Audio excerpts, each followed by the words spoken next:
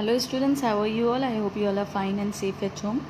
This is your economics lecture and the next topic is law of demand.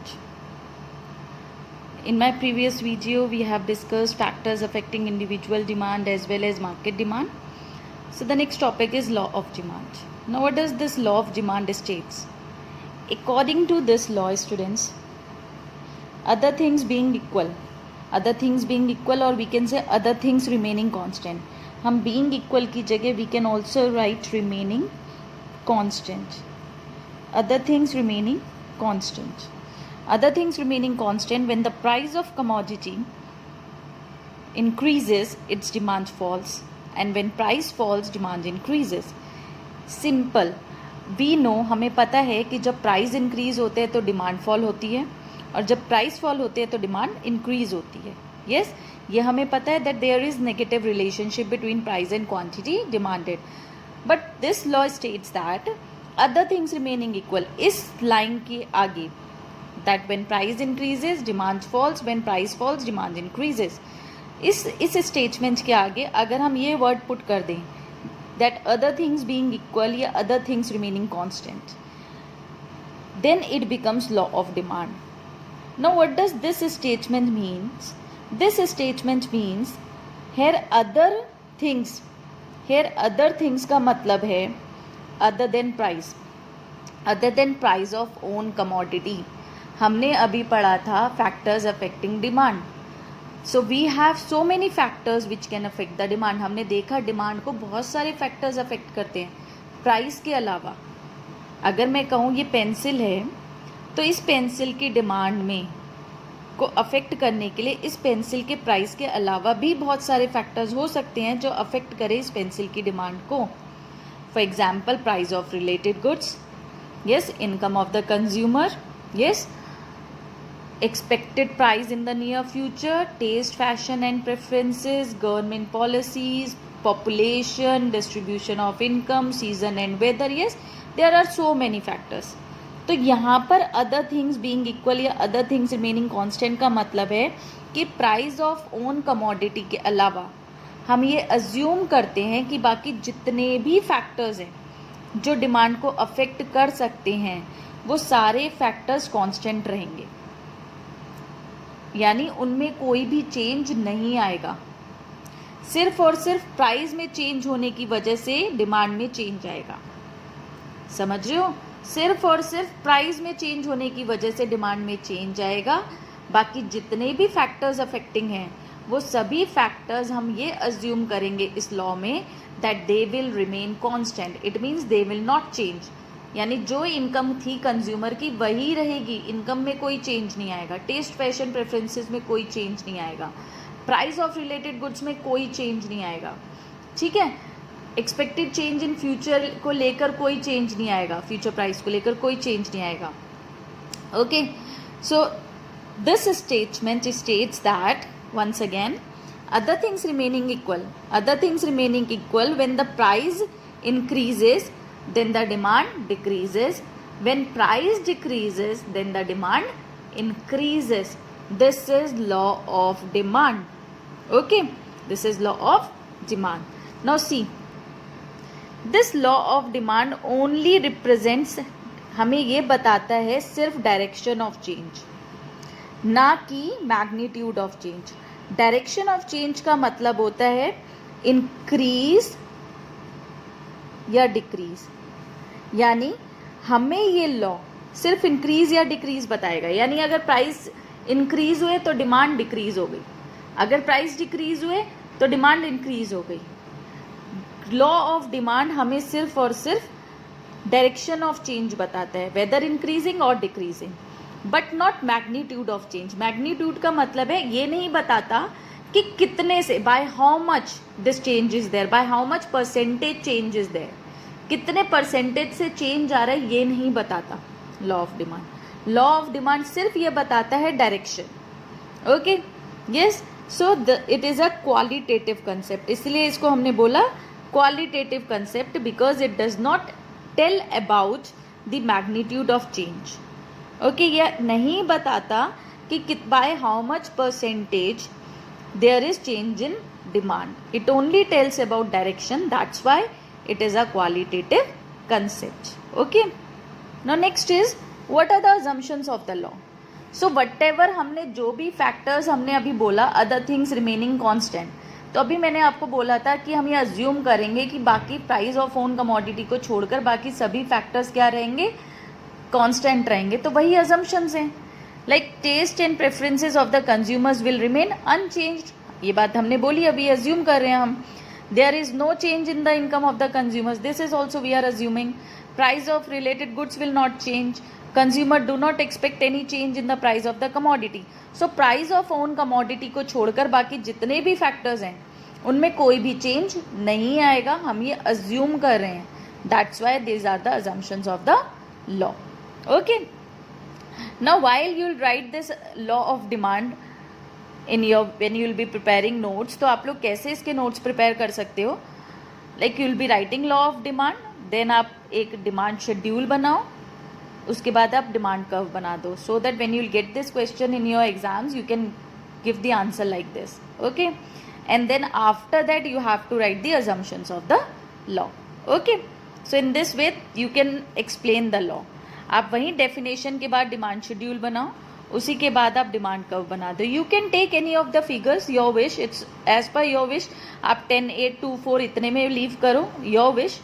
Okay. It's particularly your wish. You can take more than 2 prices. It's your wish. Okay. Now next topic which I am going to start is exceptions. Exceptions to the law of demand. Exceptions का मतलब होता है कि law of demand कहाँ कहाँ पर follow नहीं होता, यानी कहाँ कहाँ पर ऐसा होता है, कौन सी situation ऐसी आती हैं जहाँ पर price increase हो रहे हैं तो demand भी increase हो रही है, means opposite हो रहा है, negative relationship show नहीं हो रहा है. तो वहाँ पर कौन कौन से exceptions हैं, यानी कहाँ कहाँ पर law of demand operate नहीं होता. So the very first exception is given goods.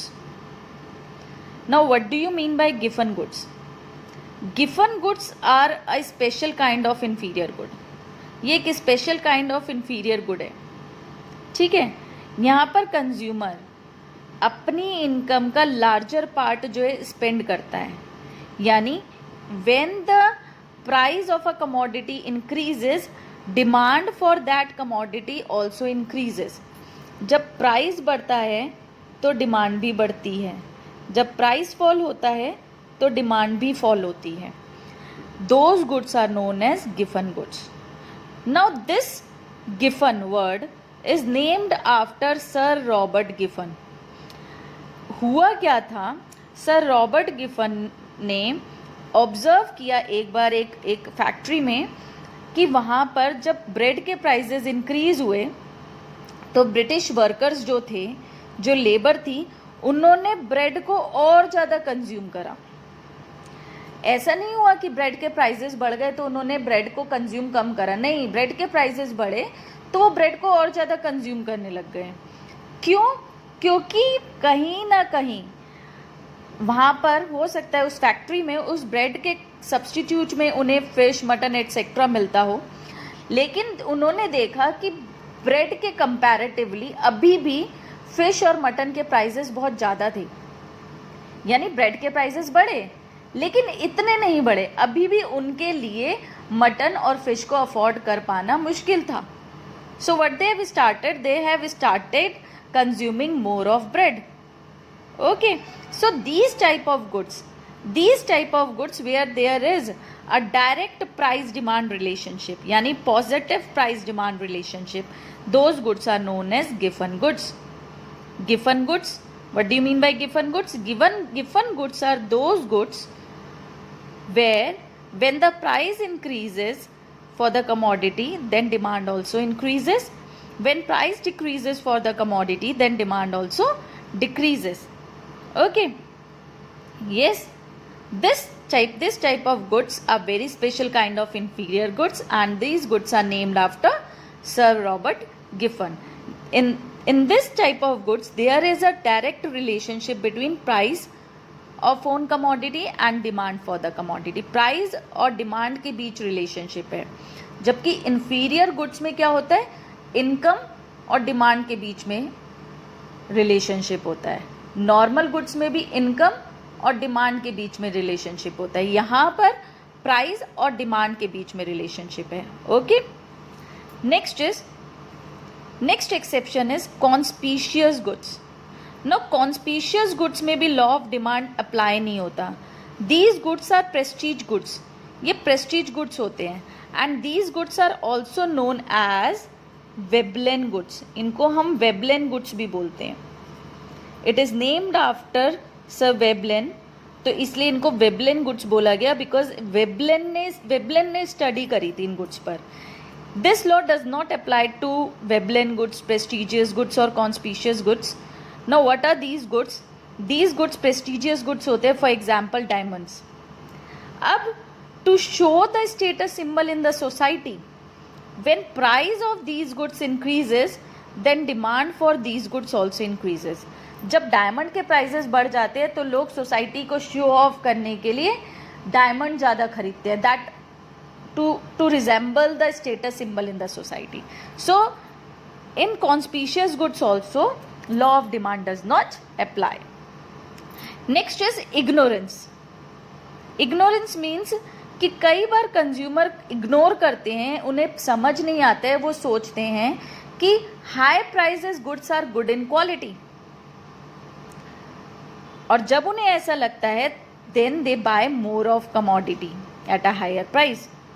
ठीक है, so this is ignorance of the consumers. Advertisement देखते हैं, बहुत जल्दी इन्फ्लुएंस हो जाते हैं, उन्हें लगता है प्राइजेस जितने ज़्यादा गुड्स के प्राइजेस जितने ज़्यादा कॉस्टली होंगे, जितने ज़्यादा होंगे उतना क्वालिटी अच्छा होगा, but it is not so.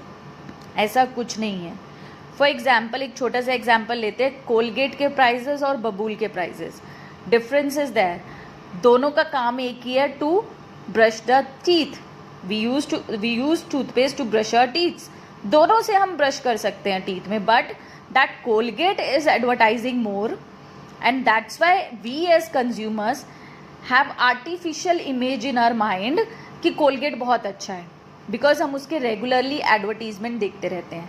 So we think that higher prices goods are good in quality, but ऐसा कुछ नहीं होता है. So this is also one of the exception जहाँ पर लॉ ऑफ डिमांड अप्लाई नहीं होता. ब्रांडेड प्रोडक्ट्स के पीछे भागते हैं कंज्यूमर्स. दे फील लाइक जितने हायर प्राइसेस होंगे उनकी उतनी ज़्यादा डिमांड हो जाती है. Okay, other than these three, what you can write in your notebooks, आप एक 4th पॉइंट और लिख सकते हैं, that is habits. Habit is also an exception. If a consumer is having an habit for something, then whatever be the price for that commodity, that particular consumer will consume that commodity. For example, smoking, alcohol consumption. अगर उसको habit है, then whatever would be the prices, that particular consumer will consume it. So this is also an exception to the law of demand. यहाँ पर law of demand apply नहीं होता है. यहाँ पर प्राइजेस बढ़ते हैं तब भी डिमांड पर कोई अफेक्ट नहीं आता. हम यहाँ ये नहीं बोल रहे हैं प्राइजेस बढ़ेंगे डिमांड बढ़ेगी, नहीं. मैं क्या बोल रही हूँ, that when the prices will increase then demand will not get affected. Demand पर कोई भी चेंज नहीं आएगा, प्राइजेस चाहे बढ़ते रहे, because it is in the habit of the consumer. तो लॉ ऑफ डिमांड अप्लाई नहीं हुआ, यानी प्राइजेस बढ़े तो डिमांड कम नहीं हुई. यहाँ पर क्या हुआ, प्राइजेस बढ़े, डिमांड पर कोई भी चेंज नहीं आया. Okay, next point we can have is like essential drugs. Essential drugs का मतलब है यहाँ पर essential medicines. For example, if someone is suffering from diabetes, blood pressure, cancer, TB, then that particular consumer will purchase those drugs, will purchase those medicines whatever the price be. वो उसे खरीदेगा ही खरीदेगा, prices चाहे जो भी हों. Okay, so this is also an exception to the law of demand. Next exception we can have is necessity goods. Necessity goods which are necessary. For example, salt, sugar, pulses, fruits, vegetables. Okay, so these all are necessity goods. Whatever be the price of salt, हम खरीदेंगे ही खरीदेंगे, है ना. Will not change the demand for it. ऐसा तो नहीं है हम अगर सॉल्ट के प्राइसेस बढ़ जाएं तो हम सॉल्ट की जगह कोई और सब्स्टिट्यूट लेकर आ जाएंगे या सॉल्ट को कंज्यूम करना ही बंद कर देंगे, नहीं, हम ऐसा नहीं करेंगे। Yes, so here also law of demand does not apply. So these are the exceptions to the law of demand. Okay, so I hope you understood this. Thank you students and have a nice day.